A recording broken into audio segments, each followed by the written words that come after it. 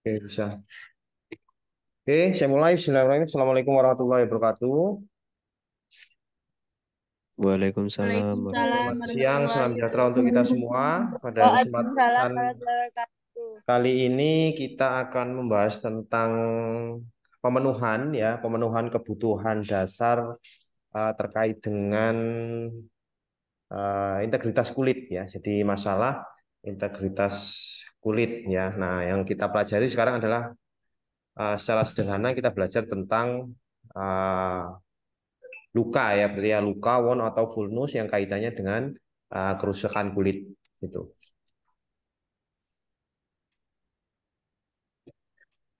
Nah, kalau kita belajar tentang definisinya luka ya, maka di sini disebutkan ya, luka disebutkan sebagai hilangnya sebagian jaringan tubuh. Jaringan apa? Ya otomatis yang ada di kulit ya. Nanti kita belajar. Nah, adik-adik juga sudah belajar terkait dengan yang ada di kulit ya, organ kulit ya, integumen ya. Jadi ada lapisan dermis, epidermis ya, dan lain sebagainya itu sudah ada di perkuliahan yang biomedik dasar dan juga anatomi fisiologi integumen dan kulit ya.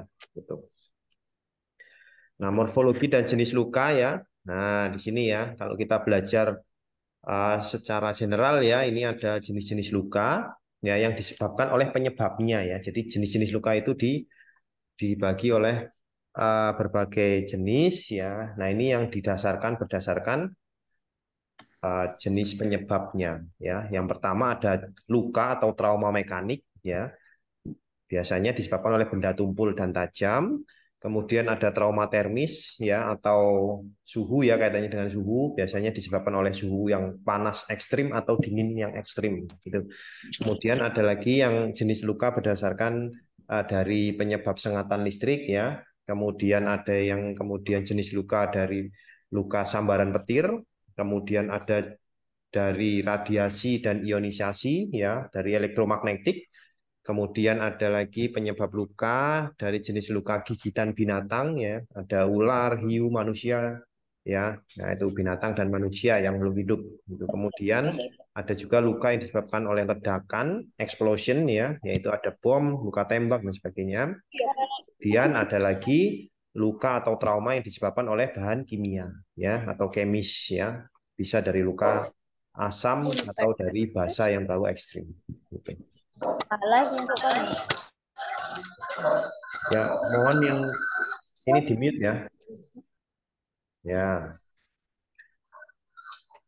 Nah, ini adalah klasifikasi luka ya yang didasarkan pada penyebabnya tadi ya, ada mekanik ya, ada mekanikal gitu ya. Nah, contohnya di sini adalah luka abrasi ya, luka abrasi atau mungkin kita familiarnya adalah luka babras gitu ya. Nah, luka babras. Kemudian ada lagi punktum, ada lagi insisi ya atau sirkum ya atau benda tajam, ada lagi cut wound ya atau yang disebabkan karena terpotongnya, kemudian torn, bite, gigitan, shoot, luka tembak gitu ya. Nah, itu adalah yang mekanikal. Kalau yang chemical tadi asam, basa, ya, kemudian ada lagi luka yang disebabkan oleh radiasi, disebabkan oleh suhu, ya, luka bakar atau luka freezing gitu. Dan ada lagi yang lain sebagainya. Gitu ya. Nah, ini lagi jenis luka yang didasarkan dari kontaminasi bakteri. Ya, kalau tadi didasarkan dari penyebabnya, penyebab munculnya luka, kalau sekarang didasarkan dari kontaminasi bakteri ya. Jadi ada luka yang disebut dengan clean wound ya atau luka yang bersih. Kemudian ada lagi luka bersih terkontaminasi ya. Kemudian ada lagi luka terkontaminasi gitu ya. Kemudian ada lagi yang luka terkontaminasi berat gitu ya. Nah, itu adalah jenis luka yang didasarkan dari kontaminasi bakteri itu. Kemudian yang ketiga, jenis luka lagi yang didasarkan dari kedalaman lukanya, gitu ya, atau kedalaman injurinya atau traumanya, gitu ya. Yang pertama ada luka superficial, ya, superficial itu kan di permukaan ya, jadi luka superficial itu artinya dia hanya apa ya melukai si epidermis saja, epidermis ya, jadi kulit bagian luar. Kemudian ada lagi partial tick ya, kalau di sini kan ada nih ya tampilannya. Kalau partial tick warna biru, nah garisnya dari superficial epidermis sampai dengan ke dermis kalau ya yang dia parsial. Kemudian yang warna hijau full thickness gitu ya. Jadi yang dalam ya, lebih dalam lagi gitu ya, lebih dalam. Jadi satu satu apa? Satu lapisan kulit utuh ya. Jadi epidermis, dermis dan subkutan. Jadi kena semua gitu ya. Yang warna hijau gitu. Kemudian kalau yang deep wound, luka yang dalam gitu ya. Nah, itu dia tidak hanya di kulit saja. Tidak hanya epidermis, dermis dan subkutan saja, tapi dia bahkan sampai dengan ke muscle otot sampai dengan ke apa lagi bone ke tulang terus sampai apa lagi bahkan sampai ke organ-organ di dalamnya atau di bawahnya kulit gitu ya. Nah, itu adalah yang deep wound itu yang luka dalam gitu ya. Jadi berdasarkan tingkat kedalamannya luka itu ada 4. Superficial itu artinya dia hanya mengenai epidermis, parsial dia epidermis dan dermis, kemudian full thickness ya dia yang sampai epidermis, dermis dan subkutan. Kemudian kalau deep wound dia yang sampai melebihi kulit ya. Jadi melebihi jaringan kulit. Artinya adalah ya bisa tulang, bisa organ di dalamnya dan sebagainya gitu. Nah, ya ini adalah jenis-jenis kulit ya, jenis-jenis luka ya, vulnus ya. Ini tadi yang suka luka sayat ya. Di luka sayat yang karakteristiknya dia itu terkena benda tajam ya, otomatis apa? Ada sayatan ya, garisnya lurus gitu ya, garisnya rapih gitu ya, halus dan rata pinggirnya gitu ya gitu. Kemudian ini ada yang laserasi ya, laserasi tadi yang babras tadi ya, tapi ini sampai dengan yang dalam ya, ya pinggirnya compang-camping dan sebagainya gitu ya. Karena ini berbeda dengan luka yang tadi yang sayatan gitu ya, sirkum gitu ya. Karena ini benda yang tidak beraturan. Kemudian ini lagi ada luka tusuk ya atau pangtem tadi ya. Nah, ini luka tusuk gitu ya, disebabkan benda tajam atau runcing. Kemudian ini yang scolopendrorum ya. Nah, ini yang luka tembak tadi ya, bekas luka tembak gitu ya. Tuh, kemudian oke, kalau di luka tembak ya berat cederanya tergantung apa? Ya tergantung kedalaman, kemudian tergantung lokasi, kemudian tergantung besarnya energi atau tekanan yang diberikan, gitu ya. Kemudian ada lagi, ini adalah luka yang morsum atau gigitan tadi, ini adalah gigitan hewan ya. Nah, ini dan hewan. Kemudian ada lagi luka bakar, ya luka bakar. Nah, ini nanti akan dibahas lebih lanjut di KMB ya. Nanti adik-adik kuliah di KMB nanti akan membahas lebih dalam terkait dengan jenis-jenis luka ini ya, termasuk dengan bagaimana menghitung derajat dan juga persentasenya, gitu ya. Nah, ini kalau di integumen, nah ini ada derajat 1 sampai dengan 3, gitu ya. Kalau ini adalah luka elektrik tadi ya, jadi luka sengatan listrik, gitu ya. Kemudian kalau ini adalah akibat kemis tadi yang zat kimia bisa dari asam yang terlalu ekstrim atau basa yang terlalu ekstrim yang menyebabkan luka kemis. Kemudian ini contoh luka yang di sambaran petir ya, sambaran petir bisa yang langsung atau yang karena tidak langsung. Kemudian ini yang thermal tadi ya, thermal artinya adalah eh, suhu yang terlalu dingin, terlalu ekstrim atau yang terlalu panas gitu ya. Nah, itu yang terlalu dingin di situ ditunjukkan dari gambar yang jari-jari ya, terlalu dingin sehingga dia bahkan bisa menyebabkan nekrosis, matinya jaringan gitu ya. Sehingga kalau sudah nekrosis ya bisanya di nekrotomi ya, dipotongi gitu ya, dipotong yang jaringan sudah mati gitu ya. Supaya apa? Supaya tidak menjalar ke yang lainnya.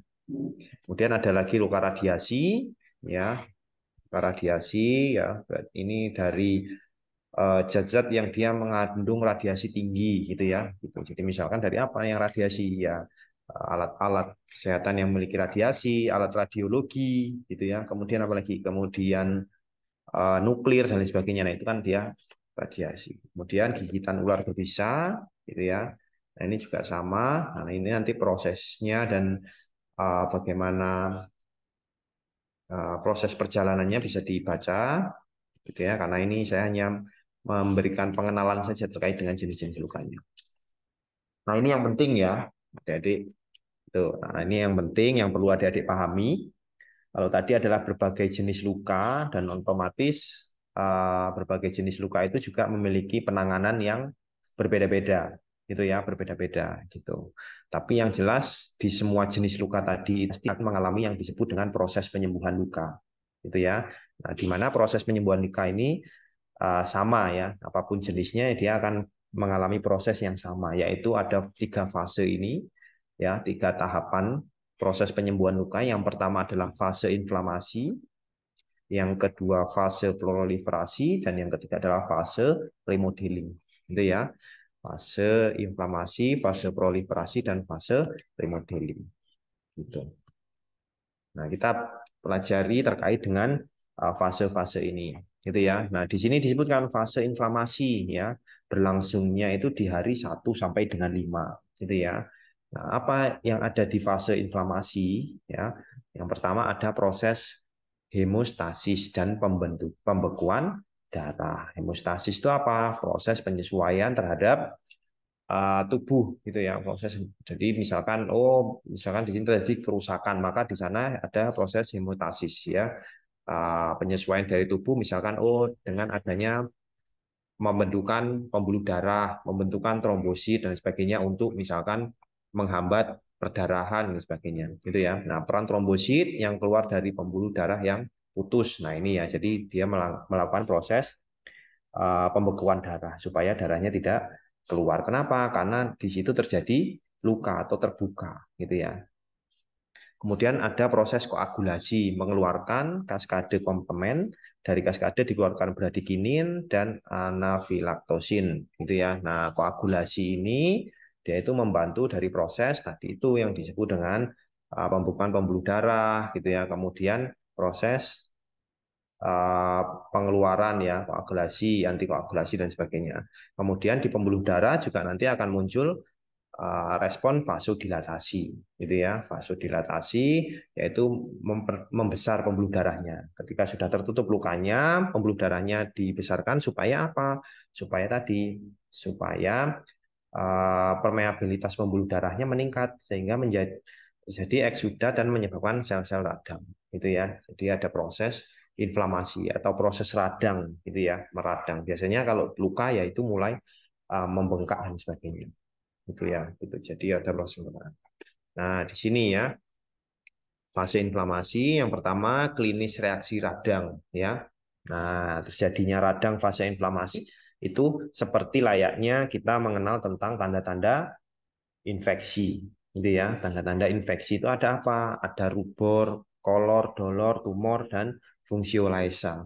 Gitu ya, itu kalau tanda-tanda infeksi. Nah, ternyata inflamasi itu menjadi fase normal di penyembuhan luka. Artinya apa? Kalau dia rentangnya tadi ya 1 sampai 5 hari, gitu ya. Proses itu kemudian dia terjadi rubor, kolor, dolor, dan juga tumor, maka itu adalah fase normal dari proses penyembuhan luka, gitu ya. Makanya biasanya luka itu tampak warnanya kemerahan, kemudian terabannya lebih hangat, kemudian ada nyeri karena radang, ya, ada pembengkakan, ya, gitu.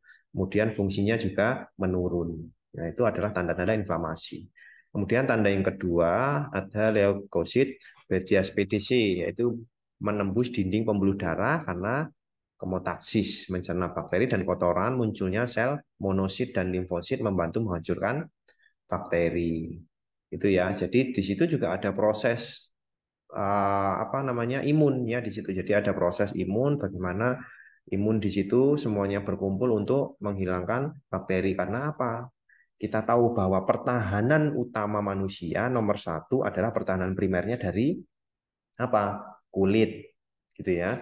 Kulit adalah pertahanan primer manusia. Pertahanan sekundernya adalah sistem imun, gitu ya. Jadi sistem imun adalah pertahanan sekundernya. Nah, sementara ketika terjadi luka, maka terbukalah pertahanan primer. Sehingga apa?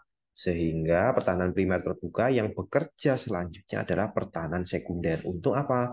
Tadi itu untuk mencegah adanya faktor atau adanya bakteri, parasit dan sebagainya itu masuk ke dalam tubuh kita, gitu ya. Sehingga di fase inflamasi ini juga sudah mulai bekerja dari fungsi yang pertahanan sekunder, gitu ya.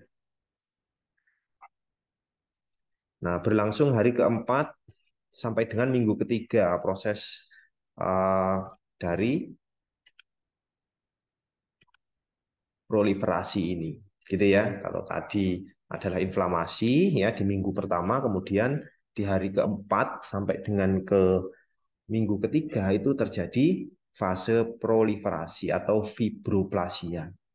Gitu ya. Nah, proses fibroblas ini adalah sel mesenkin yang belum berdiferensi menghasilkan itu ya asam amino, bahan dasar serta kolagen mempertahankan pinggir luka. Artinya apa proliferasi ini sudah mulai terbentuk jaringan-jaringan, gitu ya, jaringan-jaringan untuk menutup luka, gitu ya, yang untuk menutup luka. Dari apa dia? Dari pertumbuhan-pertumbuhan kolagen, gitu ya. Nah, kemampuan menahan regangan 80% kemampuan kulit normal mencapai 3 sampai 6 bulan, gitu ya. Sebenarnya tapi kalau untuk fungsinya nanti tertutup sempurna itu adalah 3 sampai 6 bulan gitu ya sampai dengan kulit ini apa bisa bertahan gitu ya dari apa tekanan atau juga regangan gitu ya karena otomatis masih berisiko untuk bisa lukanya terbuka lagi gitu ya terbuka lagi.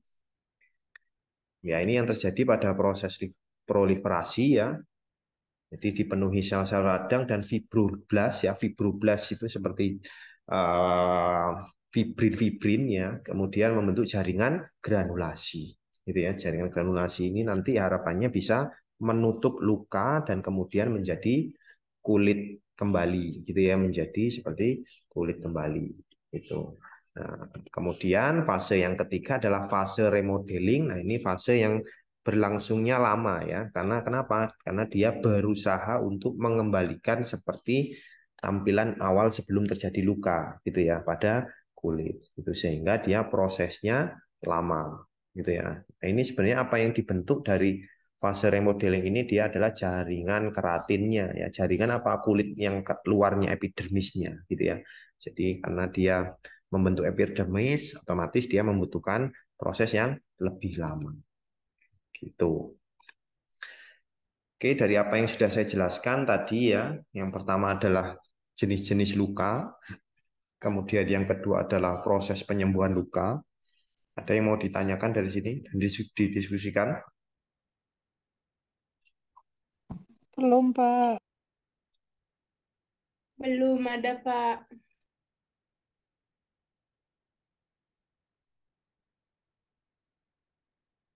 Belum ada? Belum, Pak. Belum, Pak. Oke, baik kalau belum ada, saya lanjutkan ya.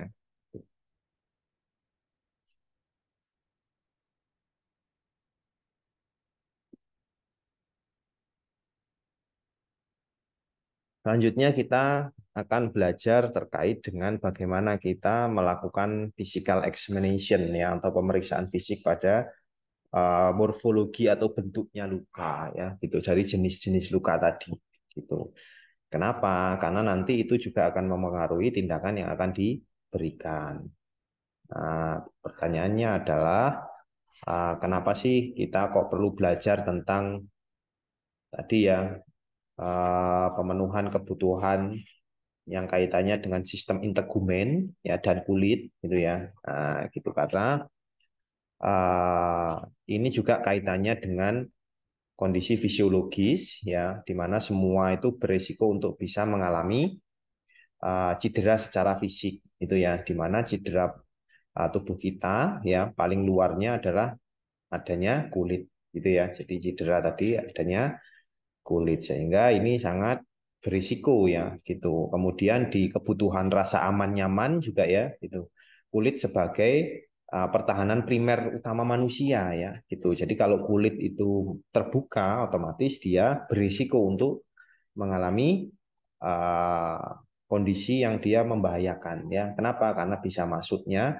bakteri, kemudian parasit dan sebagainya gitu ya melalui pertahanan primer yang sudah rusak atau terbuka. Gitu. Nah, kemudian selanjutnya apa yang perlu diperiksa ketika kita melakukan pemeriksaan fisik terhadap adanya vulnus, luka, ya, dan sebagainya. Yang pertama tadi kita sudah bahas, yang pertama kita harus tahu dulu jenis lukanya ya, jenis lukanya. Tadi ada luka yang berdasarkan penyebabnya ya, ada mekanik, kimia dan sebagainya. Kemudian ada luka yang berdasarkan kontaminasi bakteri. Ya, jadi apakah dia bersih, apa luka bersih terkontaminasi dan sebagainya. Kemudian ada lagi luka yang berdasarkan tingkat kedalamannya. Nah, itu yang sebenarnya perlu kita periksa, gitu ya. Tadi jenis luka, misalkan, oh jenis luka berdasarkan penyebabnya. Misalkan, oh penyebabnya luka bakar, gitu ya. Luka bakar. Kemudian eh, superficial and deep, jadi kedalaman. Jadi kita mengkaji luka itu kita kaji juga ke dalamannya, gitu ya. Tidak hanya kedalaman, ternyata ya bentuknya, luasnya, besarnya juga kita perlu perlu mengukur, gitu ya. Jadi perlu diukur. Kemudian selanjutnya adalah yang perlu dikaji lagi ada tidaknya perdarahan atau ada tidaknya kemungkinan revaskularisasi, pembuluh darahnya itu kembali, gitu ya. Misalkan tadi kalau dia lukanya adalah luka yang sampai dengan nekrosis, jaringannya mati, gitu ya. Misalkan luka tadi yang ekstrim ya, misalkan luka yang uh, sampai dengan mati jaringannya yang di ujung-ujung jari misalkan ya, berarti kan itu sudah tidak ada kemungkinan untuk revaskularisasi, tidak bisa pembuluh darahnya nanti sampai ke ujung jarinya, sehingga dia apa ya dilakukan nekrotomi ya, dipotong saja berarti gitu. Jadi itu yang kaitannya dengan perdarahan atau revaskularisasi. Kemudian kita perlu mengkaji juga tentang apa yang berhubungan dengan injurinya ya. Nah, luka-luka ini dia itu sudah uh, menyebar sampai kemana, gitu ya, atau ada organ apa yang dia juga mengalami masalah akibat luka tersebut. Nah, itu juga perlu dikaji, gitu ya.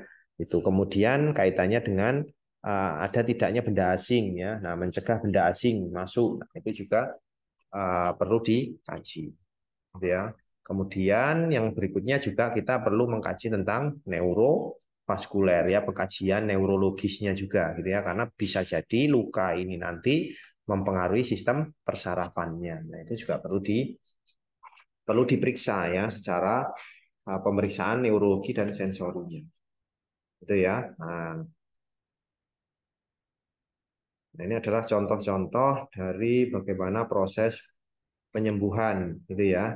Penyembuhan kemudian berdasarkan juga tindakan yang diberikan, gitu ya. Jadi misalkan luka robek ya, kemudian dilakukan proses penjahitan, dijahit ya. Nah, ini juga tadi ya, jadi ini jaringan granulasi dan jaringan parut gitu ya. Tadi granulasi dari proses yang disebut proliferasi, kemudian dari jaringan parut-parut itu yang keratin juga yang melalui proses remodeling gitu ya. Jadi proses menutupnya luka kembali.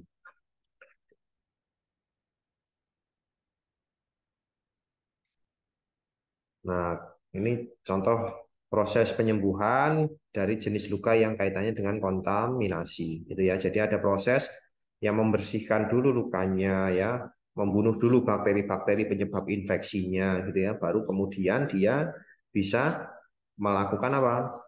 Melakukan proses penyembuhan sesuai dengan tadi ya, ada proliferasi dan ada remodeling.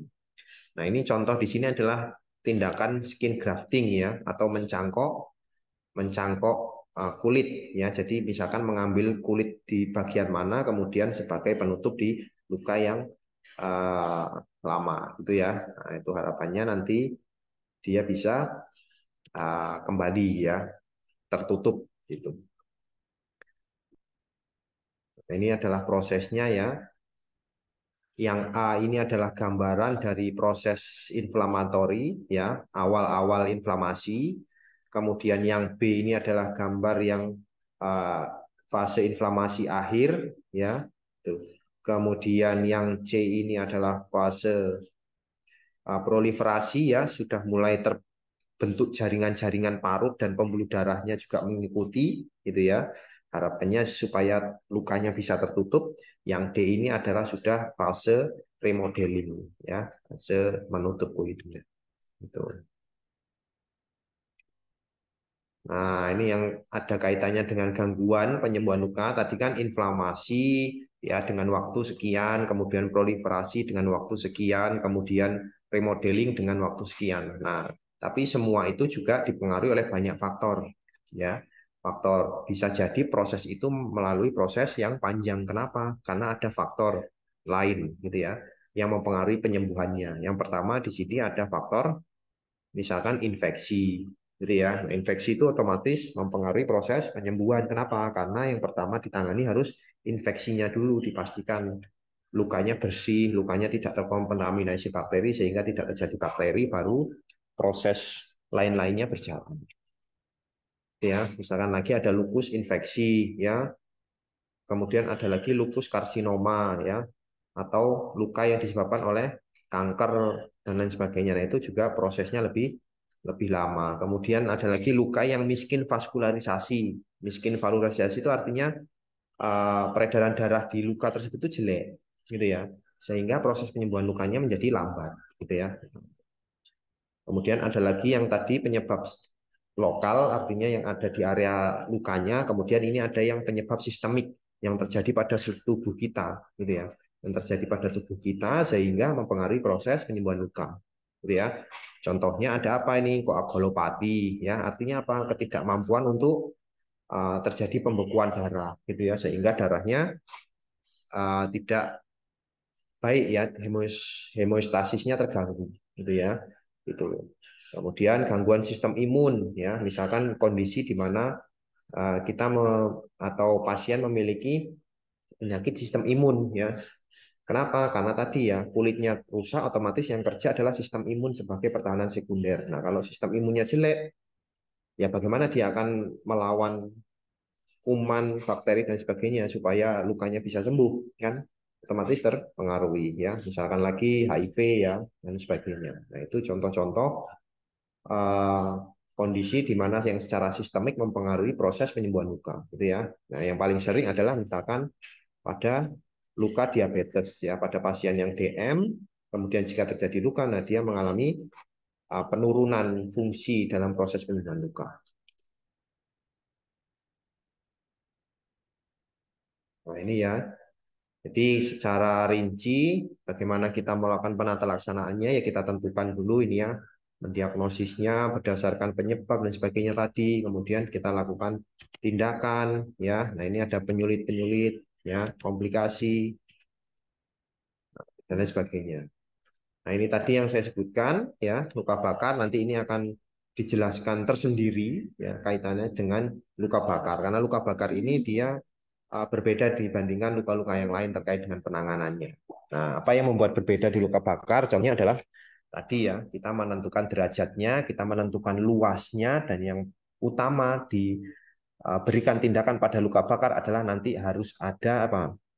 Harus ada tindakan resusitasi cairan, gitu ya, karena ketika terjadi luka bakar berisiko terjadi dehidrasi, gitu ya, sehingga ada tindakan juga resusitasi cairan. Nah, itu nanti akan dibahas lebih detail di perkuliahan yang berikutnya. Oke, saya kira itu yang bisa saya sampaikan. Ada yang perlu kita diskusikan sebelum saya akhiri?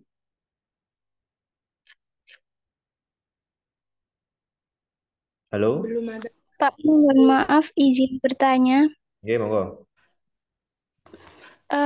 Luka sama lebam itu apakah sama, Pak? Ya, oke.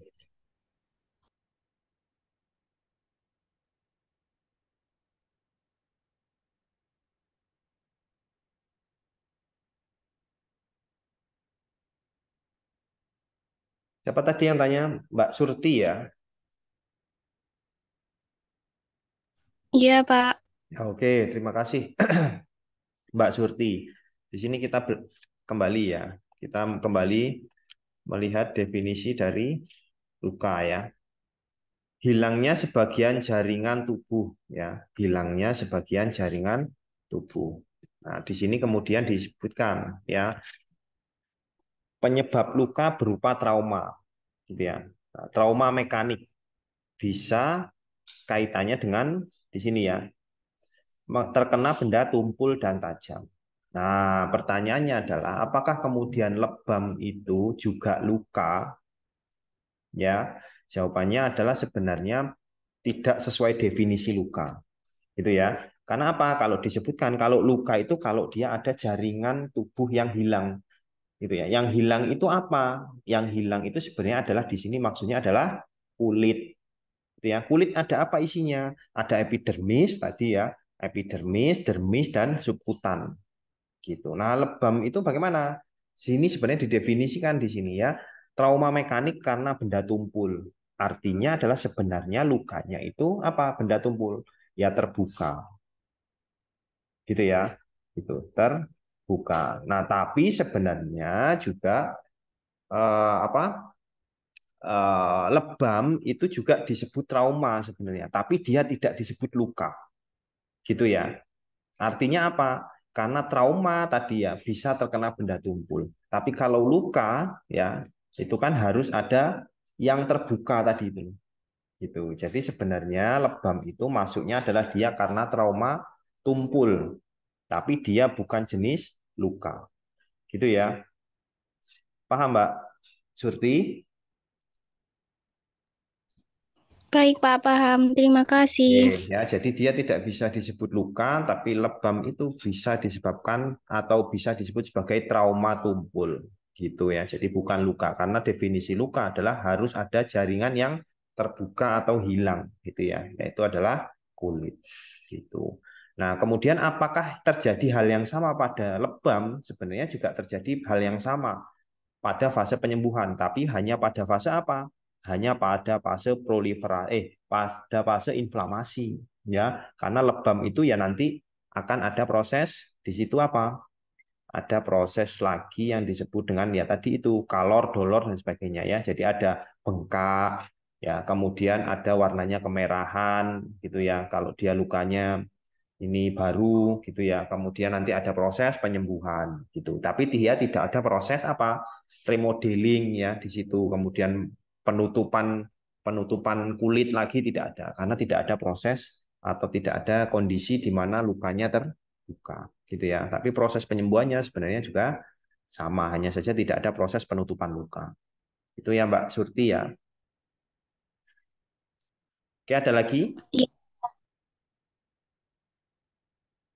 Saya, Pak. Oke, Mbak Fitri. Ya. Ya.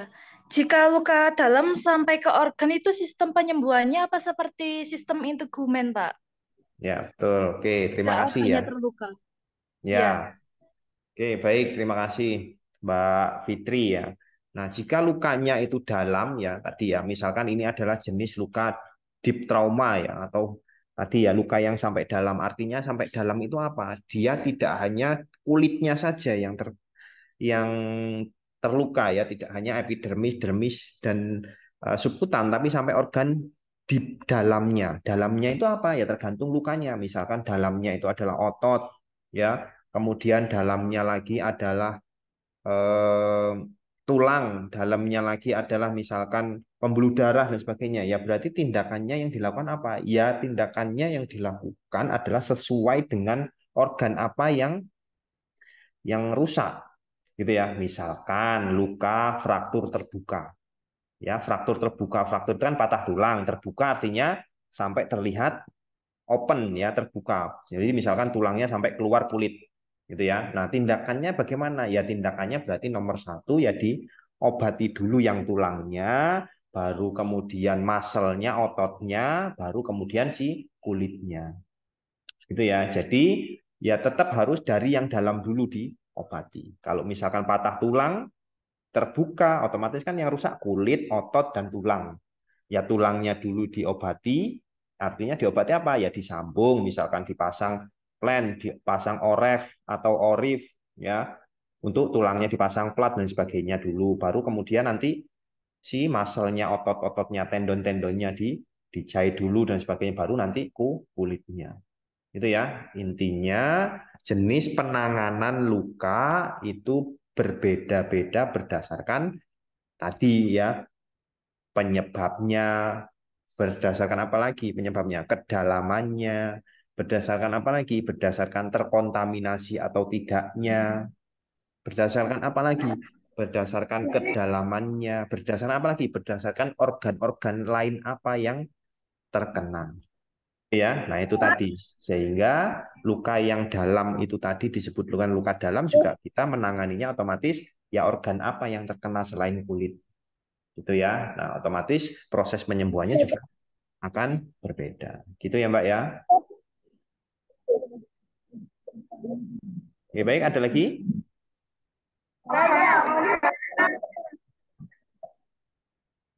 Sudah? Bertanya. Mbak Vena, bisa mute? Oke. Sudah? Udah, Pak. Ya ini ada yang raise hand, Mbak Ken.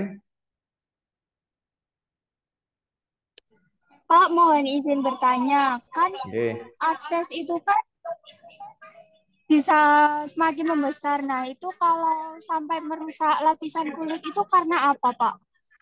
Oke. Ya, terima kasih Mbak Ken ya. Nah, ada lagi yang disebut dengan jenis luka yang tadi sampai dengan abses ya. Abses itu apa sih? Ya, abses itu kan luka yang dia mengalami proses infeksi ya sehingga dia muncul apa? Muncul misalkan terjadi apa? Oh, terjadi ada apa istilahnya? Eksudatnya, ada nanahnya ya dan sebagainya gitu. Sehingga proses penyembuhan lukanya menjadi berbeda gitu ya gitu. Nah, itu termasuk dalam golongan luka yang dia luka infeksi ya gitu karena abses itu menjadi salah satu tanda luka terjadi infeksi. Nah, penanganannya bagaimana? Ya itu tadi yang saya sebutkan. Kalau lukanya adalah kontaminasi yang kotor, misalkan lukanya kotor ya, misalnya luka jatuh kotor, ya berarti yang ditangani dulu apa?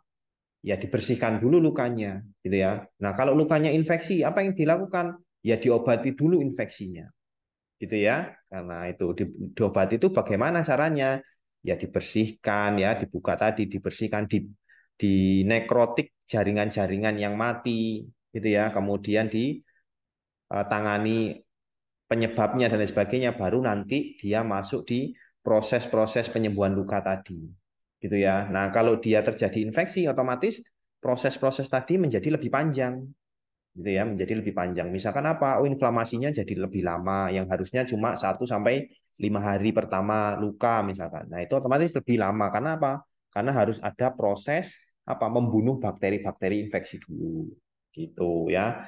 Kemudian remodelingnya, penutupan lukanya ya berarti lebih lama lagi, gitu ya. Jadi intinya semua itu melalui tahapan dari mulai inflamasi, kemudian proliferasi, dan juga remodeling.